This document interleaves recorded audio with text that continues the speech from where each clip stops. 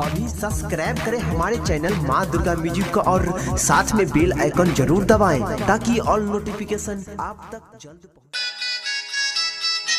Mix by DJ मिलन चौक छरापटी।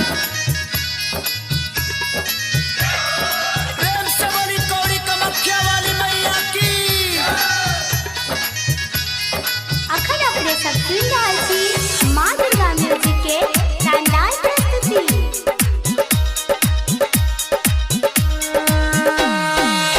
असरा लगाई के ओलियो है मैया खोला बाजार के बार।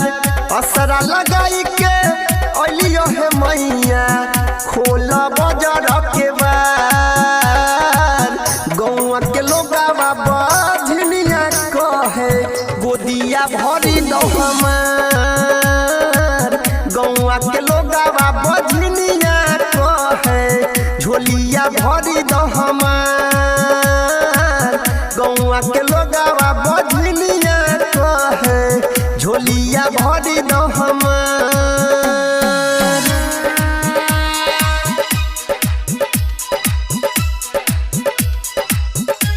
मिक्स बाय डीजे मिलन चौक छरापटी।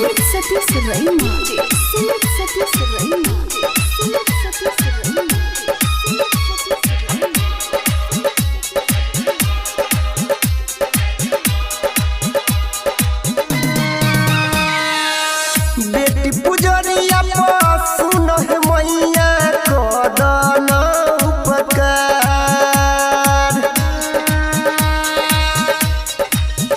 हाँ हाँ बेटी पुजरिया सुन है मैया कदन उपकार।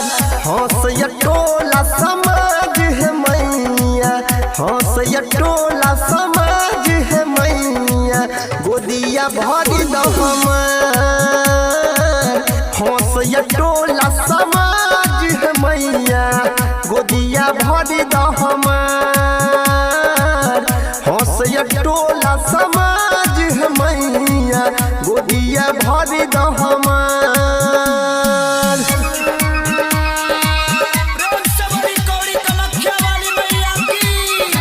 डीजे मनीष राजपूत छरापटी।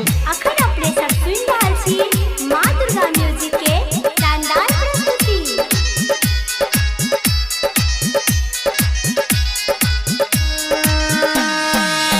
पूजा करैबा हे देवी मैया हो जा तू हमरा पे सहाय।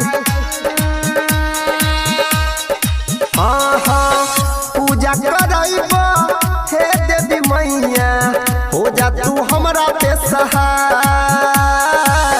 राइटर सोनू पचरा लिखल राइटर सोनू पचरा लिखल अनी लगाबै छ तोहार। अनी लगाबै छ तोहार। गौवा के लोगावा बझनिया कहे झोलिया भरी दो हमार।